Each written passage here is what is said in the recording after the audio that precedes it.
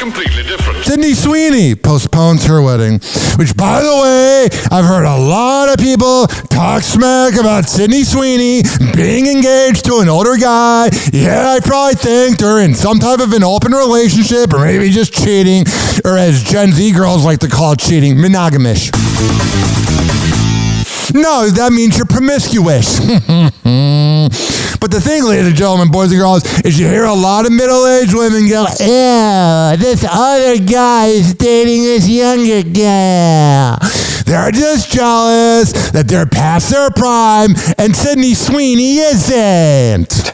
There are a lot of people in town who think or are hoping it's a big change because Sydney Sweeney has announced that she and her fiancé, Jonathan Davino, are postponing their wedding. That is not a good thing. Whenever you postpone it, that means you are afraid to admit that it's not working. And it's fine if it doesn't work. Because life is so short and you could be dead in the next 4 seconds, and the fact that you're like, we're going to push it back, that's not good. They did not call off the engagement, which is how I think a lot of people heard this. People who would like for Sydney Sweeney to be single. She probably is, though. She's probably banging out her dudes. But it's a sign of something. Now, they say it's scheduling, but that happens. Yeah, but you can have a small wedding. A lot of millennials are not having the big, lavish overspending for something that will end in a divorce. What are we, boomers? It does. Yeah, but I mean, come on. When you say it's because of busy schedules, we're 3 months out because the wedding's supposed to be in May. I bet the time just flew and they haven't even planned anything. People have, at this point, you would assume, booked flights, hotel accommodations. That's a great point, bud. So unless Sydney Sweeney is opening up her wallet and she's refunding all these guests because of her busy schedule, to me, there's something more going on here, whether... I agree with this guy 100%. I just love all the middle-aged women that are just jealous of the Gen Z girls dating guys that are the age of the middle-aged women. They're usually in their early 80s, and like, that's so gross.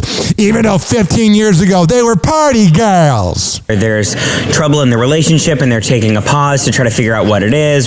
Just break up already. Whenever you try to make a relationship work that should be broken up, it never works. You're just prolonging the pain. That they're broken up. We can't get a break up and cry and get it over with. Straight answer.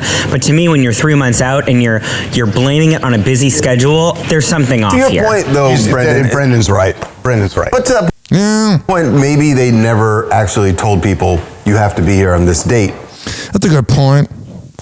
I just find it really funny whenever celebrities push things back or whenever people do that and they're like, oh, we'll deal with it. And then the 7 years fly by. And then they never get married.